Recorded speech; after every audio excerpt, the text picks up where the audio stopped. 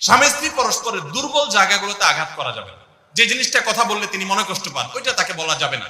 ওইগুলো থেকে এড়িয়ে চলতে হবে। যে এই বিষয়ে তিনি কথা বলতে চান না, স্বামী তার মায়ের বিষয়ে যদি বলে রাগ হয়ে যায়, তাহলে এই বিষয়ে আমি কোনো কথা বলবো না। ভুল থাকলেও সেগুলো দেখেও না দেখার ভান করবো, সবর করবো। স্বামী স্ত্রী একে অন্যকে সময় দিবেন। সময় যদি দেন, এখন মহিলারাও সময় দেয় না, পুরুষরাও সময় দেয় না, এই জন্যই ভুল বোঝাবুঝি তৈরি হয়, দূরত্ব তৈরি হয়। এখন ভালোবাসা আদান প্রদান করার জন্য SMS, হোয়াটসঅ্যাপ, মেসেঞ্জার, বিভিন্ন রকমের যোগাযোগের মাধ্যম আছে, ফোন আছে, ভিডিও কল আছে। এত মাধ্যম থাকা সত্ত্বেও ভালোবাসা কম। এর অন্যতম কারণ হলো যে সবকিছু এখন অনলাইন করে ফেলছি আমরা, একান্তে একে অন্যকে আমরা সময় দেই না।